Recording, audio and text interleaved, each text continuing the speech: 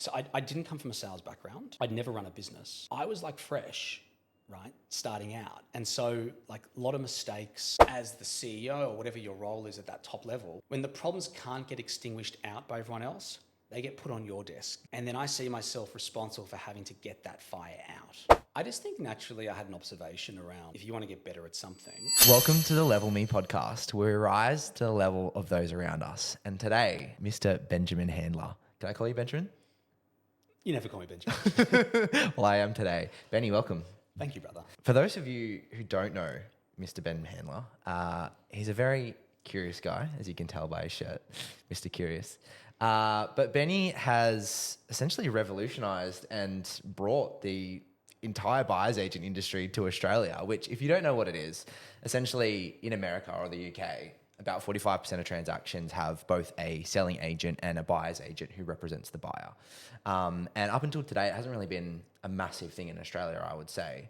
But Benny went over to the US, 15 years ago now? Maybe longer? 2008. Okay, so a little while ago, and saw the model over there. You weren't the first buyer's agent in Australia, I think you say, but you were definitely one of the biggest at the time when you started, and created one 8-figure business. And since then, you've exited and created the Buyer's Agent Institute, which is now the second 8-figure business, which is crazy. And I think the stat out there is only 1 in 250 businesses become an 8-figure business, and you've created 2 of them back to back. So if there was like 1 or 2 things or a handful of things that you would attribute to not just the business success, but your success and things that you do to get you in that state of mind or flow where you can create the businesses that are that successful, what would they be? I think definitely like knowing what to work on and who to work with is critical to my success. And so getting back to the 2 things, right? Like number 1, identifying an opportunity. So I went to the US, was in California, was in, I guess, a stage in my life where I've been made redundant from the corporate career. I was like, man, I'm not going back into that environment. Like I'm just not doing it. So wasn't feeling that inspired in Australia. So I heard that, America's got a different energy, a different vibe. So I was like, let's go there. So went there and fell into it. And yeah, you're right. Like I noticed over there that I think it's more around like 85% of people using a buyer's agent. Oh, wow. Okay. In North America. Yeah, right. I could be wrong, but I'm pretty sure it's significant. Yeah. And then started to see the opportunity. And you're right, like in Australia, we weren't the first people to start a buyer's agent business. People think we did, we didn't. I think Melbourne was the first, someone in Melbourne started the first BA business. And in Sydney, there was a few. Okay. And so again, getting back to that opportunity, I was like, hey, this is like, what is going on in Australia? Like, why don't buyers have representation like a vendor does? And so just to clarify, in the US, the typical model up until today, and I know this is either just changed or about to change, has been that the seller pays both the selling agent and the buyer's agent. So it's like a 6% commission and they split. But in Australia, the model has always been predominantly that the buyer will pay the buyer's agent, working in the buyer's best interest, right? Yeah. Was the first company that you started and those other businesses that are around working off that different model, and or did you bring what was the thought process when you saw that model over there and then bring it back over here? Well, when I saw the model in the States, you're right, like it's like 5 or 6%. If there's a buyer's agent and selling agent, they split the comms. I was like whose side is the buyer's agent working on? Because they're receiving commission from the seller. That was a bit flawed. I'm surprised it rolled for that long, which is I think hence why things are changing over there. But getting back to Australia, the buyer's agents that were operational were charging the buyer. So we didn't come in and we're like, oh, let's create something new. I just felt like the consumer, the average buyer, had no idea about buyer's agents in Australia. So we identified the opportunity to really grow and change and revolutionise, I guess, the industry and the awareness. So I think that was like something that, I think that's something that comes quite naturally to me. and I did it again with the Buyers Agent Institute around, hey, we need more buyers agents. And at Cohen Handler, they weren't growing at an industry level enough. So I think that's one skill. The second is hiring people, is getting things done through other people. I think it's critical to understand your strengths, your weaknesses, and work out how you can work with other intelligent people who are more competent and smart in other areas than you, and get them and encourage them and lead them to execute. I love it. I think it's great. Leverage is a key, and working with A players is so important. The first couple of sales when you brought it into Australia, I was just curious, I was thinking about it then, that would have been so hard because it wouldn't have been a model that buyers would have been aware of. How did you guys get your foot in the door in terms of getting sales for that big lump sum up front? Man, it was strange because firstly, like, the real estate agents were very against what we were doing in Sydney because they felt a bit threatened. They were like, what is this? Like, how does this even work? So we had resistance against them or with them, which is a bit challenging in itself. And then two, when we were getting in front of, potential customers like prospects, they were like, what? We've got to pay you a fucking retainer? Like they didn't comprehend, you know what I mean? Like, and then when we said they've also got to pay us like the remainder of the fee, when we exchange, because we used to get paid on exchange, not settlement, a lot of them just couldn't wrap their head around it. Like, so there was a lot of resistance, a lot of headbutting brick walls. But I think what we became really good at was bringing awareness to people through our questioning that maybe they don't know what they're doing, maybe there's a better way, and more importantly, that the real estate agent doesn't work for them. Yeah. I think in Australia, a lot of people just naturally think the real estate agent works for them. That's why they tell them all this information about, but they don't realise, like, they're working against you. Yeah, they're working for the seller. Correct. Yeah, it would have been crazy. Like, I remember, I've still got a frame of my first payment online for one of my first clients. And it's such a big moment for me because I never started a business before. So for me, for someone to pay me for something was crazy. Do you remember the first one, or do you remember how you got that first sale? Yeah, first client was a guy called Curtis, very successful property developer, and he was buying a property for his son. He just believed in what we believed in. He believed in our vision. He wasn't buying into our experience or my experience. And I just feel that he saw the vision that we were painting, and he believed there was a different way to buy property. And I feel like he was just giving me a go. He was like, hey, I like what you're doing. I like what you're bringing to life. I'm going to support it. And so we bought a property for his son. I think it was like 1.2 million at the time, which is a lot of money for an apartment. We got the full retainer. I forget what we agreed commission-wise, but it was strong. And that just validated the model. Bang, validated. And then off we went. And the first year was a really successful year. Like, it was a highly profitable, very, very solid revenue. And, it's just started to snowball. I think some specific people really understood what we were providing as a service. The majority did not, but the specific individuals that did, they came on board pretty quick.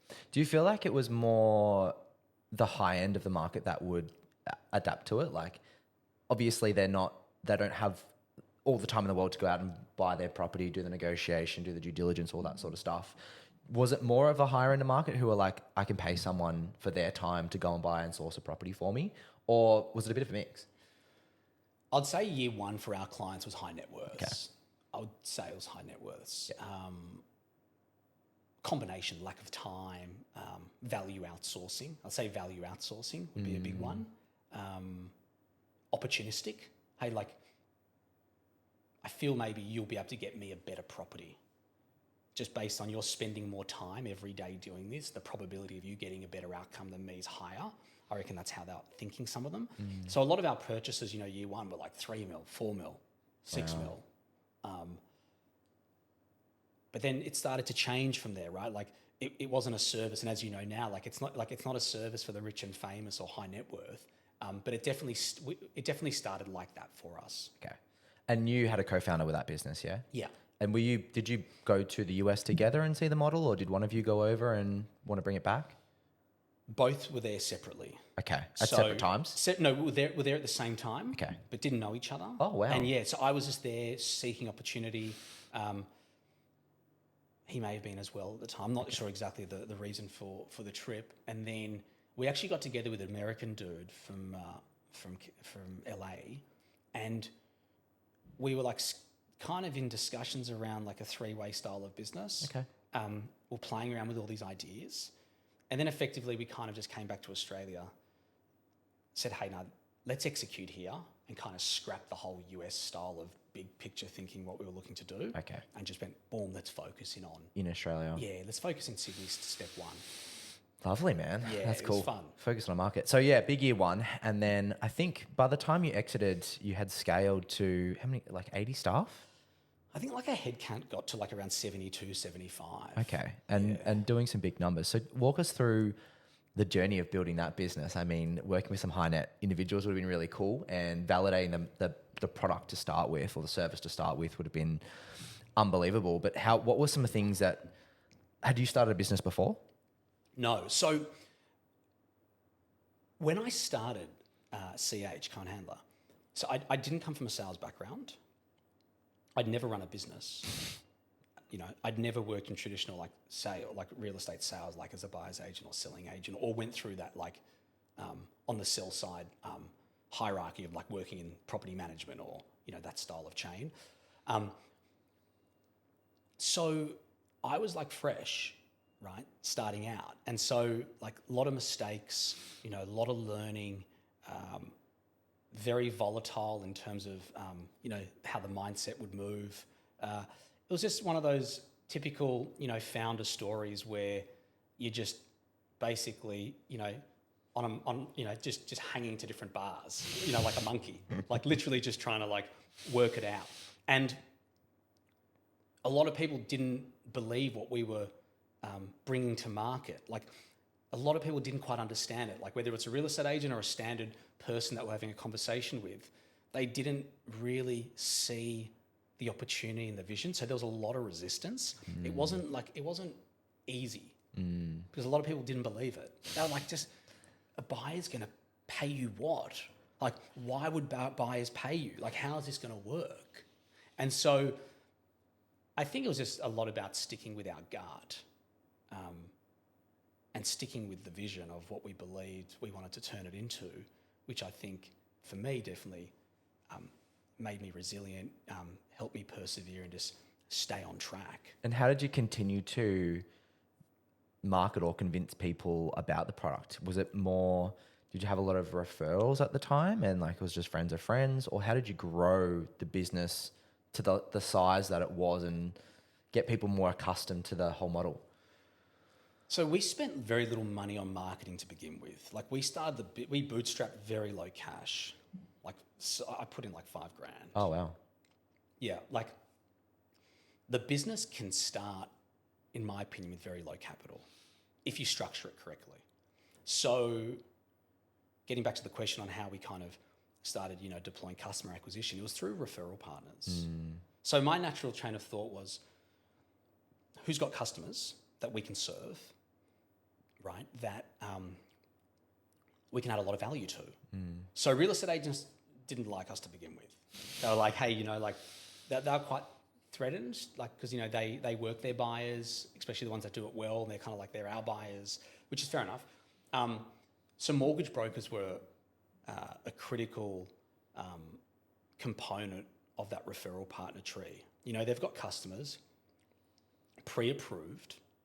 Sometimes like 40, 50% of their pre-approvals never reach settlement. They never buy. Their customers annoy the shit out of them. Always like, should I buy this? Should I buy that? Like they're acting like a buyer's agent all day, not getting paid for it based on the time they spend. And so it started to unravel that a lot of these mortgage brokers needed help, wanted help, and saw value in what we provided. So a lot of the lead generation started to come through there.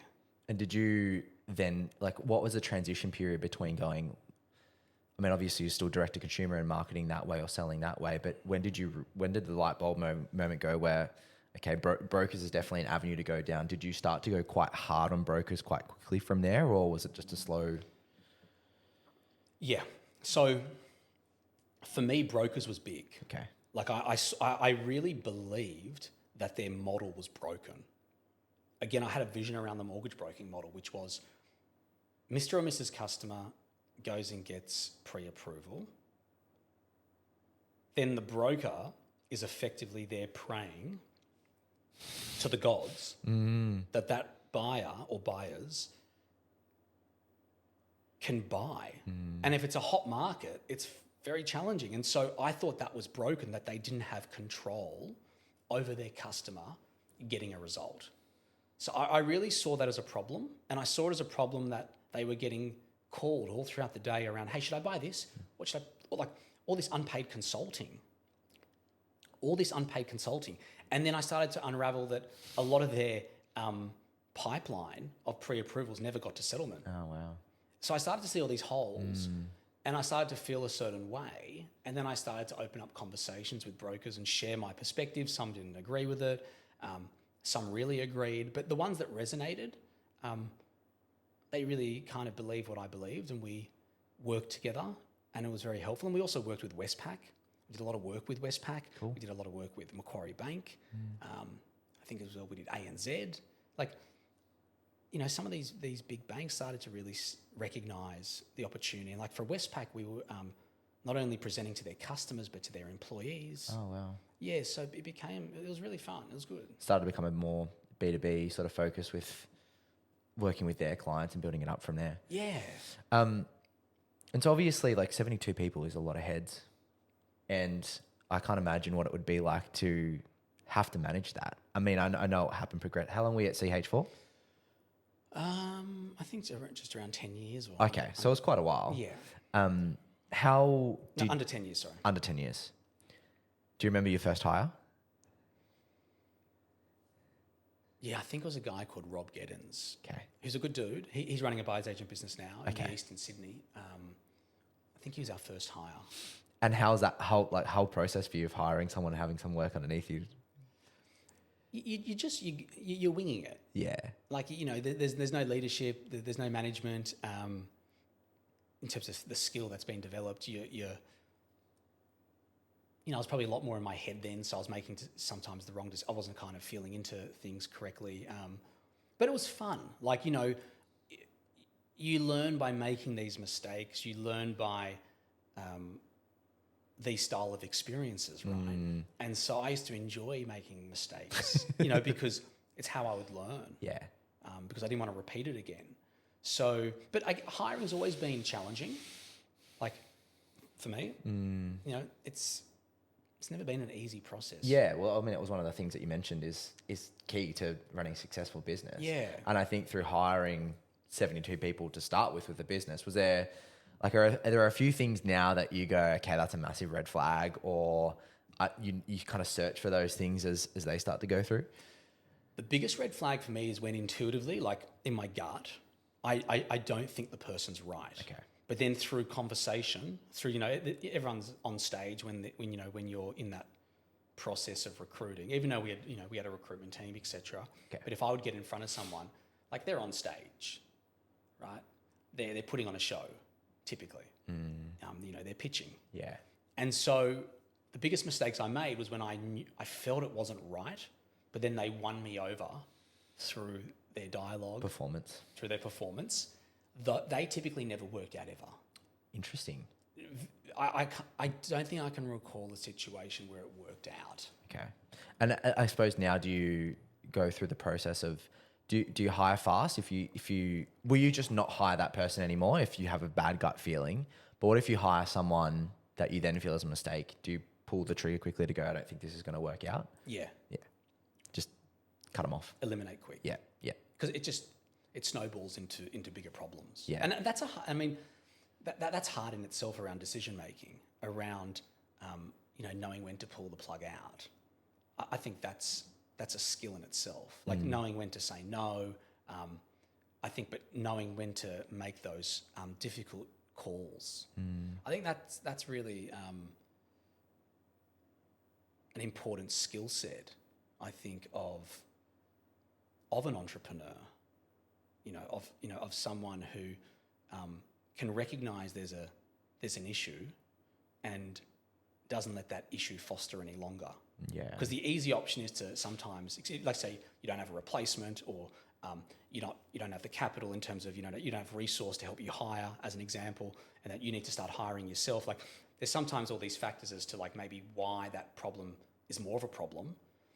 So I think that making those quick calls with decisive decision making, I think is a really important attribute of a good founder. Yeah. And what were some other teething issues? I mean, we're kind of jumping through 10 years quite quickly here, but was there any other like massive learnings from CH that you've taken on board with you and you still hold with you today? Was there highs and lows in the business? Was it nice having a co-founder to tease out the issues with, or do you guys butt heads? How's that whole situation? I think, it's nice to start a business with someone or a group of. I've only started with one person before, but I think there's a lot of beauty in that because you get to share responsibility, you get to share the lows, you get to share the highs, you get to like paint a picture together. I think that's fun.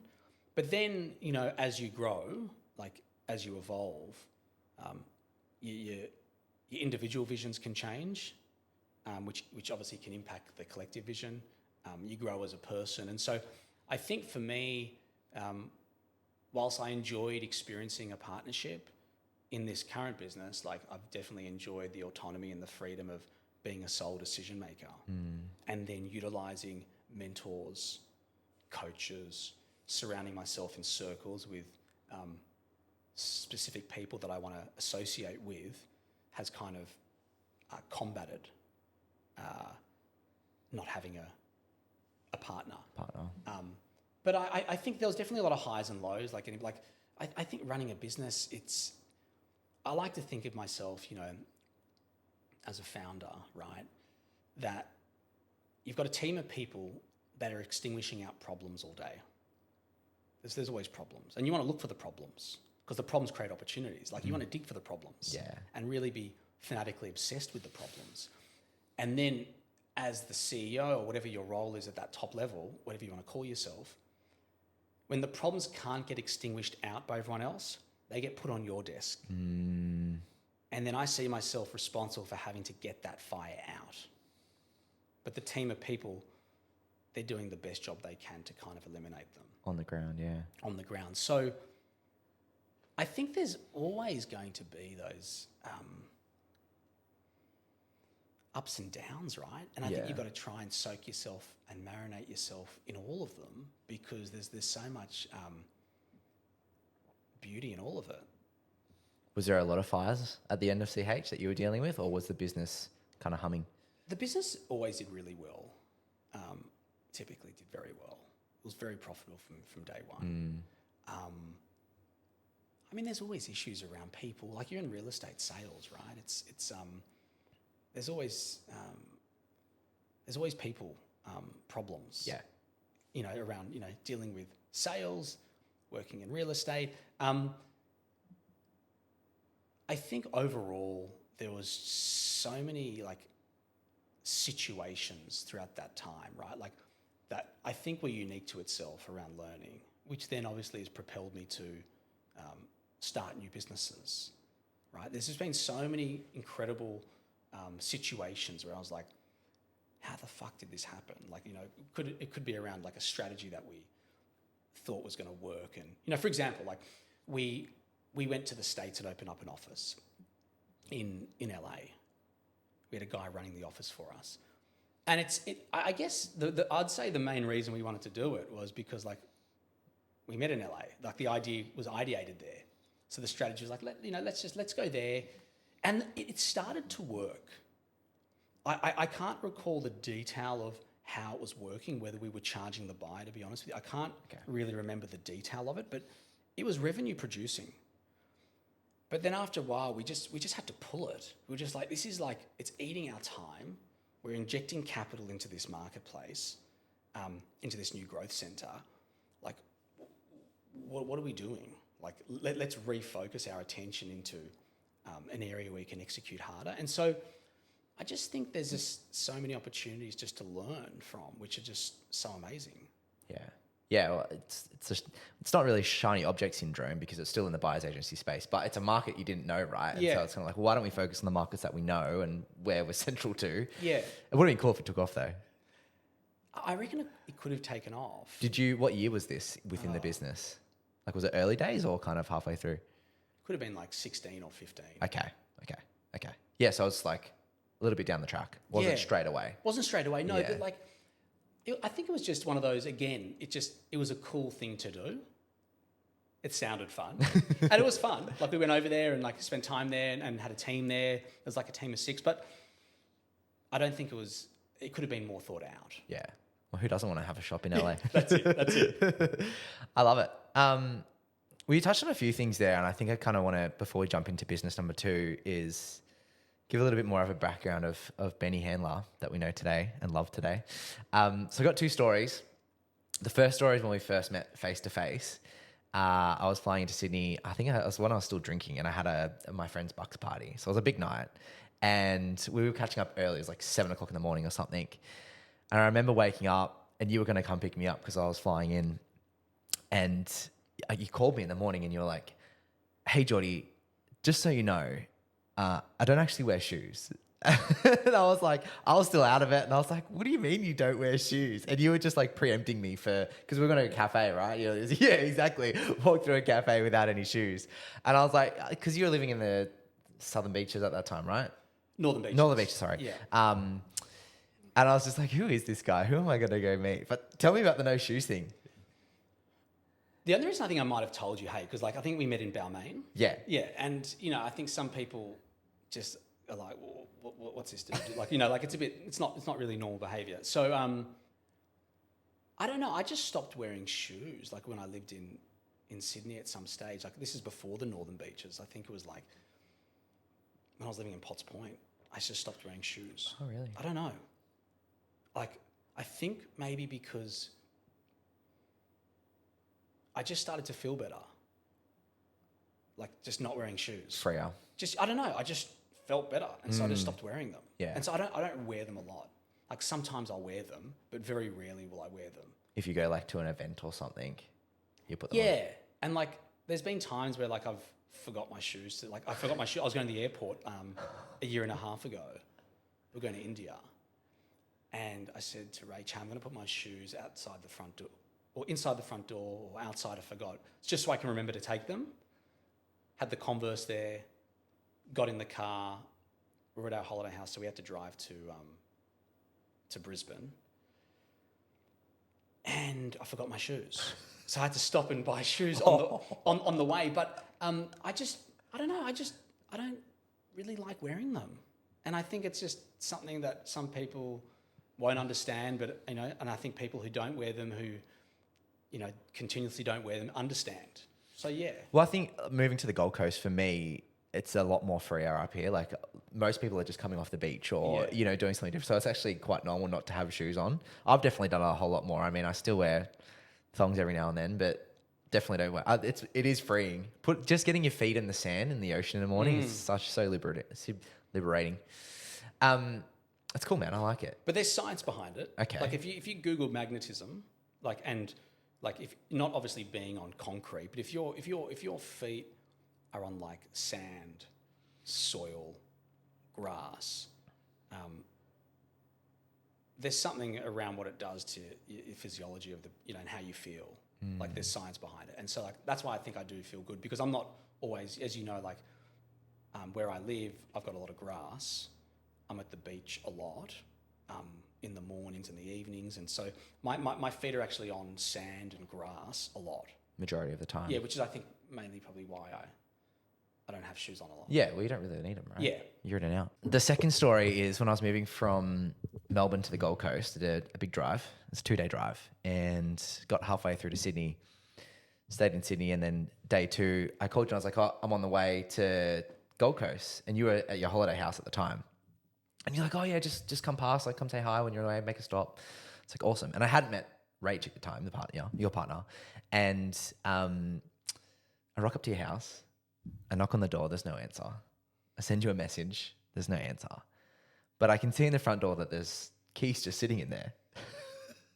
So I push open the door, and within a second, from the top of the staircase, all I hear is, Jordie! And it was just like the most inviting, nicest, embracing experience. Mind you, Rach is freaking the fuck out. She's like, we're not ready for guests. I got to clean the house. And you're just like so opening and welcoming. Where does that come from? Have you always been like that? Or is that something that you've just kind of grown and learnt over time? I don't know. I think it's something that comes a bit natural, hey? Like I don't know. We don't have too many guests over. Okay. So like we're not a household that's like always. Lately, we actually have been like the last 12 months. But typically I haven't been someone who entertains heaps. But I don't know. I just, I don't know. It's just something that I maybe Comes just naturally. Well, you just touched on it do. before because you said, this is one thing, a conversation that we've had, which freaked me out as well. One day you called me and you're like, Jordie, I just hired this life coach. And I was like, what do you mean life coach? And I've been grateful enough to meet her now and I understand why. But at the time I was like, what do you mean life coach? And I think that's one thing that I really love about you is you're always like, it's not just business. It's not just particular areas. It's every area of your life you want to get better at. Like surfing, for example. You surf every day and, we went through a season where you had a surf coach. And like, it's just like, what areas of your life can you learn from others and improve in? Was that something that through business that you've learned, or is it something that you've always kind of just tried to be curious about in terms of learning from the best people that you can? I just think naturally I had an observation around if you want to get better at something, you've effectively got a few options, right? Like you can just go do it yourself and just learn about it. Or you can hire someone who's executed or is, has done better than you in an area or has more wisdom than you, and you can simultaneously also learn from them.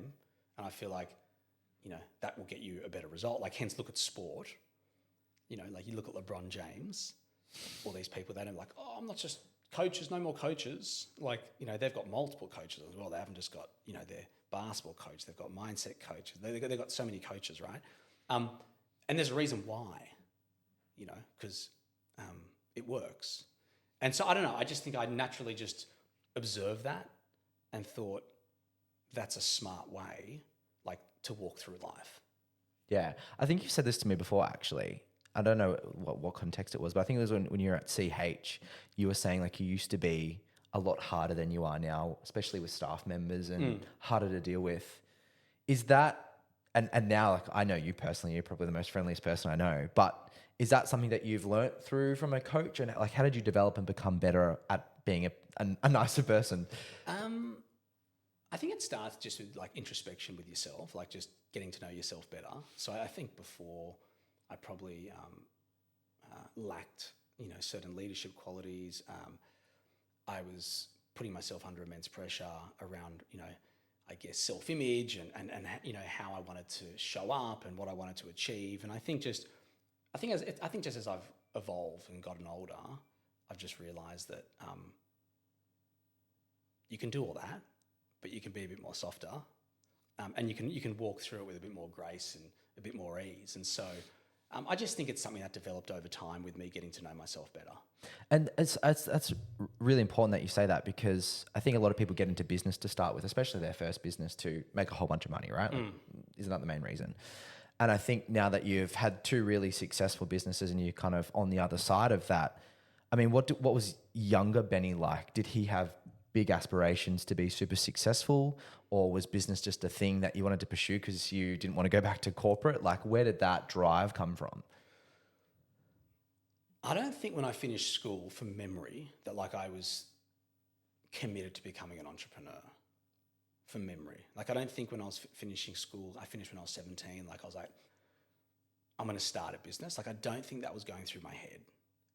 I actually think, in retrospect, I was more focused on like moving up a corporate ladder. Okay. As step one. So going to the corporate sector, and I worked for a really great company, Charter Hall. Like they're really they were public, and they're a property funds management company. Like really good group of people. That was probably one of my biggest blessings. Like going there because then I realized I didn't want to be in corporate. And then when I got made redundant, that was, I'd say, one of my biggest gifts because that forced me to get out. I wanted to leave. Like I wanted to get out of the 9 to 5, that grind. And it's funny because like sometimes, you know, you get made redundant, you're like, oh, like that's a bit of a blow. But that's just like the universe going, hey, here you go now. Like, Time's up. Wake up and take it, or, you know, go find yourself another job and go back into that grind. And that's when I decided to go to the US. And I was like, I'm not going back there. So was the US just meant to be a holiday, or were you actually going for work? It was like both. Okay. Like I was looking for opportunity. I was catching up with some friends. But then interesting enough, like I went to the US every year after that for like quite a few, like for like 5 or 6 years. I constantly went back to the States because I was very inspired by it. Going to New York or going to other parts of America where I just feel like it's much more opportunistic for me. Like I feel like there's a lot more opportunity. I don't feel like they suffer from tall poppy syndrome like we do here. I think it's just a very exciting place if you like business. Yeah. And so I was very inspired. So I kept going back every year. Oh, wow. Okay. Yeah, like I kept going back and just you know, just meeting people, having conversations, exploring cities. Just I don't know. I just found it a really intriguing place to be. Yeah. Being in tech, I would have loved to go to San Fran for a little while and be involved. Like it's always happening. They always talk about it. Well, BAI was created when I was in San Francisco. Oh, really? Interesting. Yeah. Were you, because you started it just before you exited CH, right? Or was it after? I started BAI in 2018. Okay. I believe. So that's the year I exited. Yep. I believe I started that year, and I believe that I was in San Francisco. It's either late 17 or early 18. Okay. I was in San Francisco. Yeah. I remember I was in a hotel on my bed on the call to one of my coaches. Simon Reynolds, one of my coaches. At the time, I was on a call with him, and we're brainstorming, like how to grow the industry, how to get more, you know, buyers. Even though like we wanted more, like I wanted more competition. I was like, how do we grow this space? How can it be also a recruitment tool? How can I just train more people to get into this industry? And then that idea was literally ideated on that call. And then I flew back to Sydney and just built it. And then just started validating it. And then I just made the decision very easy to kind of exit because I could really see the opportunity of how, you know, like going back, let's say I had 72 staff as a head count. You know, I've got over 4,000 people in BAI. I could see the opportunity of being able to impact more people. And that was more exciting to me. So you just saw the opportunity and wanted to grasp it. It was more exciting to me. Like the first step was like, hey, let's change the way property's bought in Australia. Let's like create more awareness. Like let's tick that box. And so I felt like that box got ticked. Even though still though, when I exited in 18, I don't feel like a lot of people know what a buyer's agent was. Like it wasn't until COVID, in my opinion, that really there's been a transformational shift. But I still feel like that box was ticked for me, even though, again, a lot of people didn't know. And then I wanted to tick a new box, which was now I wanted to like build out the industry more that can support the people who need help. Yeah, super smart. I remember, I think we've talked about this before, but I remember there was a season where Sam Ovens was running consulting.com and his ads were everywhere, just getting blasted. Do you think that whole era had a bit of an impact on the decision-making process? Like, were you a student of his or anything like that? Interesting though, you mentioned that, because when I was on my call with Simon Reynolds, at the time, we were discussing consulting.com because he pioneered that space of, I would say, selling a program online. Okay. I'd say he pioneered that space, and he's obviously founded school.com now. Yeah. And his name got brought up on that discussion around a person of interest to research and to look into. So I did that. And so I kind of looked into what he'd done, looked into his students, understood the model, and like he was definitely a motivating factor as to me wanting to then start Buyers Agent Institute. That's crazy. Hey, Yeah. that's cool. So for those who don't know, BAI is essentially an online education program that teaches people how to become a buyer's agent. And you've had over 4,000 students now. Yeah. That's crazy, man. it's That's wild. crazy numbers. And I've been fortunate enough. A lot of your first students, like early students, are now some of my closest friends. I met you through them, which is crazy. And yeah, this is just seeing the entire buyer's agent industry within Australia grow quite dramatically. And I don't know if I don't think we've got percentages, but I'd say I don't know how many percentages do you reckon of transactions get done through a buyer's agent now? Well, Morgan Stanley did a report on behalf of REA Group last month or the month before, I forget. What are we in now? July? Yeah. Yeah, I think June or May. And it was an estimate, but they estimated that last year, so I think 2023, that 3 to 5% of transactions were done with a buyer's agent. Oh, wow. And that's not factual. I don't know how you measure it, but it's tiny. Like, it's really small. And so, I get people coming to me, oh, you've saturated the industry. I'm like, no. No. Like, it's got so much more room to grow. Yeah. And it's so tiny still. Yeah. I think it's at a starting point. Yeah, it's just beginning. It's just beginning. But getting back to your point, like a lot of my customers or the customers of BAI, they're your customers as well. And I think there's a lot of synergy with game plans and BAI, and I think that's fun. Like how you also form, like you said, like personal relationships with your students or your customers, and I'm the same. And I think it's really fun. Like you see these people evolve over time. You build a friendship with them, and I think that's a really cool part of business. How was the transition from like having 72 staff, and obviously you've got lots of different staff members within that might be doing different roles, but a big majority of them would have been buyer's agents. How was the transition from going like teaching a staff member how to become a good buyer's agent to then teaching someone who actually wants to start a business and become a buyer's agent at the same time? Was teaching people how to create their own business like a big shift? Yeah, it was, because a lot of people don't believe they can get out of the 9 to 5. So there's a lot of self-confidence issues and self-image issues and uncertainty and belief issues. So a lot of it's mindset. A lot of it's mindset. I think where a lot of them have won in terms of how I help them to kind of get over that hurdle, to get into that founder seat, that entrepreneurial mindset, is through sales and marketing. I think that's where a lot of them have done well, because I always say to people, like, you can have the best research process, you can own 15 properties, right? But if you don't have customers or a continuous amount of customers, you're not going to be a successful buyer's agent. Because some people go like, oh, I've got 25 properties. I'm like, yeah, that's great. But like, you need a customer and you need to work out how to get, more of them. And so it's like Wozniak and Jobs at Apple, right? Like Wozniak was the tech guy, but Jobs was the sales and marketing machine. So they had a good product, a fantastic product, but you have to get it out. And so I think a lot of these people who come through BAI, they've got specific knowledge, they've got portfolios, they've been involved in transactions to a degree, some more than others, but I think a lot of them lack the sales and marketing. And so I think that's been a big factor, and that's just the reality of business. Yeah. Well, it's definitely a lesson that I've learned is like, it's all well good to have a product, but you don't run a business until you've got a sale, Correct. You do marketing sales properly. Is there one or two attributes that you see in a person where you go, this guy's got it, or this girl's got it?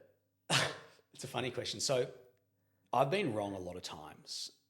There's been times at BAI early on where I was like, we shouldn't let this person in. You know what I mean? Like, just because we didn't believe that it was going to work out for them. And I had been proven wrong so many times. Like, there's one person in particular, he couldn't speak English very well. And we're like, oh, should we let him in? Like, we and then we let him in. He runs a 7-figure business now. Wow. I think he did that after 2 or 3 years. And it just taught me to stop projecting my perspective, like my opinion, on someone else's journey. You know, and so getting back to the question around, it's a hard one. Most of the people who do really well in BAI do not come from sales, like me. Never worked in sales, never run a business, don't come from real estate. They are like, that is unequivocally like the data set of our top people. Wow. Like it's very crystal clear. Because a lot of people come to us, oh, I've never sold before. I said, that's great. That was me. Like, that's fantastic, because you know, you don't carry a lot of baggage from like typically that sleazy sales process or True. industry. You've got a clean slate and you can build a very consultative new approach. So I would say, though, to answer the question specifically, it's got to do with mindset. So the people who join who, again, like when I started CH, the vision, like I believed in something, and I had all these people tell me I was going to fail, but I believed in it, and people then weren't buying into my experience, they're buying into my vision, my why. And I think the people who have strong vision around what they want to do and why they want to do it, I feel like they end up doing well. If they cultivate some other skills, but like they do well because they persevere. Like if things get tough, they keep going. They get back up. But the people who just think it's going to be like a get rich quick thing, or they have a weak mindset, they get rolled over a few times, they don't get back up. Yeah, I think that's a big thing for like your journey as well. Like you're at CH for 10 years. Now you've been running BAI for 6 years if you started in 17, 18. It's just staying consistent, right? Like just doubling down on what you know, doing that well, improving your processes internally, and continuing to build a business that way. Yeah, a lot of it's mindset. I tell people this story, right? So when I exited CH in 18, okay, the BAI was operational. We've got customers. I think we're doing like 20, 30 grand a month, like 26 grand a month. So profitable, operational, validated. It's my niche. Like I fucking understand it. Like I'm not like entering a new space where I'm like trying to wing it. Like I just, you know, I was currently running a business doing it, right? So like I knew it really well. But I tell people this story coming through BAI who don't come from a real estate background and look at changing their life, because what I tell people is I kept thinking I was going to fail. As soon as I pulled the plug out of CH completely, there was a transition with my exit. I had to like catch myself, because it was a new model. It was just different. It was change. And I tell people like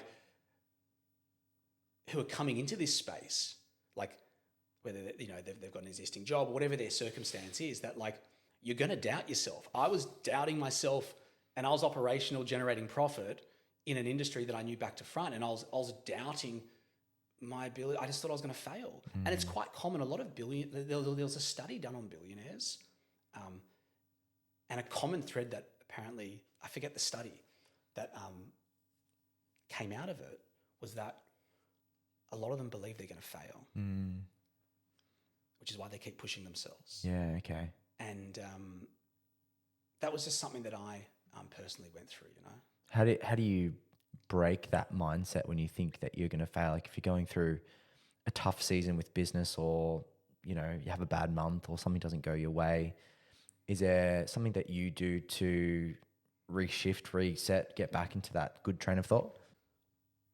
There's something that I call the AAA reset. It's actually got the word reset. I'm not joking. Do you believe me? I believe you. Yeah, it's got the AAA reset. So what I do is I try and like reshift how I think, because I get into ruts. I'm human. I think we all do, right? So the AAA reset is agency. Yeah. Got it. Appreciation. Okay. And accept. Okay. So the first agency is around taking control. Okay. So just taking control of a situation. So if I'm having a bad experience with something, I need to take control of something. Okay? I need to take agency of something. I can't just let my control go away. Like I can take control of what I'm doing today. Like I'm going to take control of just having the best day. I'm going to take control of winning the day. Okay.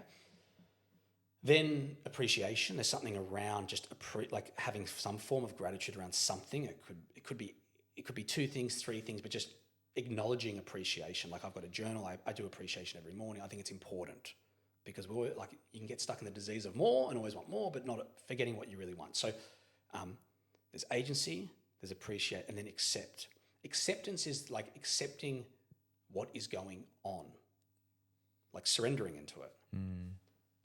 This is a problem right now. It is what it is. And that acceptance is a big one because when, for me, I'm going against it and resisting and like fighting it, it then becomes painful. Yeah. So that's a AAA reset. I love it. I love that you've memorized that as well. It's amazing. Yeah. Talk about the 5-minute journal because that's when you did that post, everyone. I've got it in the car. Everyone bloody loves it, eh? I used to gift it to people. Oh, really? Yeah, I used to gift it to people I coach. Yeah. Okay. It's great. It just helps you reflect every day, write down the things that are most important, revisit it. I love it. I've just never been able to stay consistent with a journal. Okay. In my life, for me, I've never been able to stay religiously consistent with a journal. This is the only journal that I have been able to successfully do that. Do you think it's because it's like quite simple? Yeah, and it's like easy. I fall into a disciplined approach with it. I feel like so there's some days I miss mornings and some nights, for sure. But like I get pissed off if I miss it. Do you know what I mean? So I feel like it's turned into a bit of a process where there's accountability. Yeah. But I like the framework of how it works. It's very simple. I do it less than 5 minutes. I reckon I do it in about 3 minutes. Oh, that's great. Yeah, I just, I love it. Yeah. Yeah, it's something about it. I need to start doing it. I'll just randomly start writing stuff in my own journal, which is good because I get my thoughts out for the day. Like do it just before bed and never have a sleepless night because you get everything out. But that 5 minutes, I need to do it. And so for those who are potentially thinking about either starting a business by themselves or with a partner, do you have a preference for one or the other? Let's say that they've never started a business before, coming from a blank canvas, don't have any marketing or sales history. Have you had a better experience having your own autonomy and decision-making process, or was it nice to actually bounce ideas off someone else and build a business together? I think it's subjective, right? Because I remember I was listening to the dude from Spotify, Daniel Elk, and he was talking about the advantages of starting a business with someone, like how he believed it was important. And the guy, I forget the dude that he was in business with that provided a lot of capital to him. Have you seen the movie? Yeah. They had a very good relationship, Yeah. from what I understand. And so, I think that guy very much supported him, not just financially, but mentally, and because that guy was a very successful entrepreneur prior. But Daniel Elk, he chose the right person. So getting back to your question, I think if you, for example, want a partner, if you choose the wrong partner, that can terrorize you completely. It could be the worst mistake, one of the worst mistakes you could ever make, because like sleeping and working is typically where you spend most of your time. So outside of sleeping, you're working. If you're with the wrong partner, that's a bullet. So I think in order to want to work with a partner, it needs to like really be the right person. Like it just, and it's hard to get a gauge on it, right? But it's, again, I think it's intuitive. Like you can feel it, and I think you can understand it. And I think you got to be very careful and discerning around that decision, because there's ways if you're solo, as I said earlier, like to get the support. Like you can join like groups like BNI to get around different people. You can join when your business starts generating a certain revenue, EO. You can, when your business even gets bigger, you can join YPO. There's all these fantastic groups and peer support groups. You can get coaches. So I think you can learn that knowledge and have support mechanisms that will support you without having to have founding A partner. partner. Yeah. Super interesting because a lot of people do it, and then when you want to exit or when you want to split, it's messy and it's hard and it becomes a problem and butt heads, or you might be best friends the whole way through. So it's a hard decision. I mean, I've loved being a solo founder because you do get to make all those decisions. Although when things go wrong, it's all on you. But when things go right, it's a whole bunch of fun. So yeah, it's a tough call. However, you are totally unstoppable when you've got two founders like who can build and sell, like Wozniak and Jobs, build and sell. You're unstoppable. Yeah, Unstoppable. If you've got like countering strengths and you can both leverage off each other's strengths, that's a weapon. Yeah. So you met your lovely partner at CH in the early days. I remember you saying you didn't even give her any attention back in the CH days. Yeah, she reminds me of that all the time. Does she still hold that against you? Yeah, I hear it every few weeks. Every few weeks. She loves it. But yeah, man, how's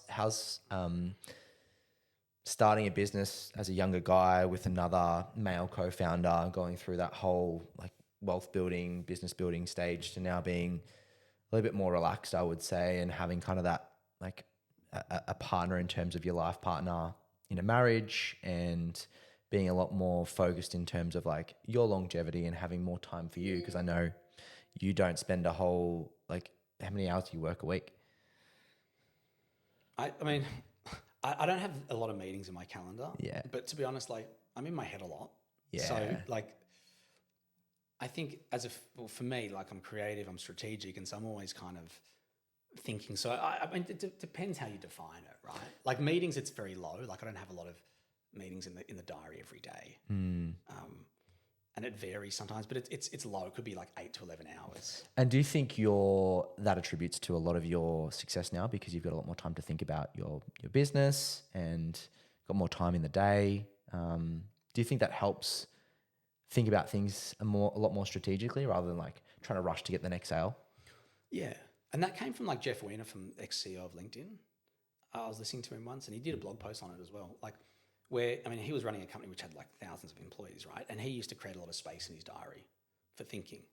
And so when I kind of was inspired by his approach and what he did, I started to then think about how do I create more space in the day, because I'm strategic, that's one of my skills. I'm creative, it's one of my skills. That's what I'm good at. And if I'm in meetings all day, it strips that away from me. And I'm not working in my zone of genius. So I've purposely tried to build a business where it runs outside of me and that I can spend at least 75% of my time in my zone of genius. Thinking, yeah. That's great. I love that concept, zone of genius. Mate, I love it. I think it's such a cool story. I heard something the other day. I was like, most like online businesses really get stuck at like $2 to $3 million in revenue. How have you been able to scale it to 8 figures? Like that's crazy. Is there a few things or core concepts or core people that you've hired that have allowed you to get yourself to that spot? So is it 2 to 3 million? I think, well, I was watching an Alex Hormozi video the other day, and he's got the two models, right? Where you've got like your brick and mortar businesses, which long-term, big picture, you can scale them really hard. But he's saying most like online educational courses business gets stuck around the $2-3 million mark. Interesting. Okay. I mean, for me, right, like a lot of it happened quite organically. And when I say organic, like it just flowed, if that makes sense. Do you think the mindset of you knowing that you've already done it before has helped? Help with confidence, less mistakes. But I feel like I wasn't early on, like the business has been going, I think 5 or 6 years, but I wasn't focusing on early on like revenue and like just thinking like I wasn't, my head wasn't there. And so I feel like a lot of it just unraveled like very, very naturally for me. Organic. Yeah. And so there wasn't a lot of like, for example, getting like to the 2, 3, like there wasn't for me like a lot of like push, pull.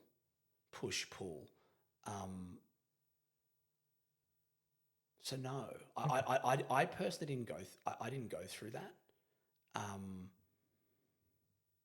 And the business was pretty lean as well. It still is pretty lean, right? Or is it starting to grow? It's starting to grow. Like there's probably close to like a 30 people head count. Oh, really? Yeah, 25, 30 people. Oh, wow. But yeah, like I don't know, like I can't recall getting through or going through like